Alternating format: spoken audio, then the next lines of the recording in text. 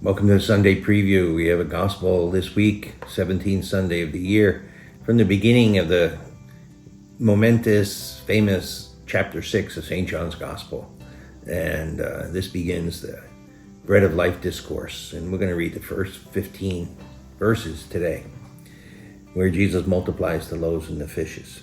And it says this: Jesus went across the Sea of Galilee, and a large crowd followed him, because they saw signs he was performing on the sick. Jesus went up on the mountain, and there he sat down with his disciples. The Jewish feast of the Passover was near. When Jesus raised his eyes and saw that a large crowd was coming to him, he said to Philip, "Where can we buy enough food for them to eat?" He said this to test him, because he himself knew what he was going to do. Philip answered, 200 days' wages worth of food would not be enough for each of them to have a little. One of his disciples, Andrew, the brother of Simon Peter, said to him, "There is a boy here who has 5 barley loaves and 2 fish, but what good are these for so many?" Jesus said, "Have them recline." Now, there was a great deal of grass in that place, so the men reclined, about 5,000 in number. And Jesus took the loaves, gave thanks, and distributed them to those who were reclining, and also as much of the fish as they wanted. When they had had their fill, he said to the disciples, "Gather the fragments left over, so that none of it will be wasted." So they collected them and filled 12 wicker baskets with fragments from the 5 barley loaves that had been more than they could eat. When the people saw the sign he had done, they said, "This is truly the prophet, the one who was coming into the world."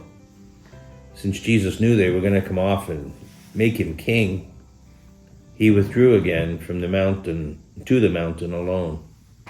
The Gospel of the Lord. There's a big famous passage in the Gospel that introduces this chapter 6 about the true bread of life, and that Jesus is the bread of life, and we have to eat his body and drink his blood. We'll see that in the coming weeks as we go through the Gospel week after week. But obviously Jesus here probably reminds us all of Moses feeding the Israelites in the desert, the manna from heaven, the bread that's come down from heaven. And so the symbolism is that Jesus is presenting himself as the new Moses. He's been healing and curing people, and now he feeds them. He gives them the food when they're hungry. And that multiplication of the loaves is kind of fortifies Jesus' position as they say, the prophet who's coming into the world. But it also does another thing, unfortunately. They want to make him king.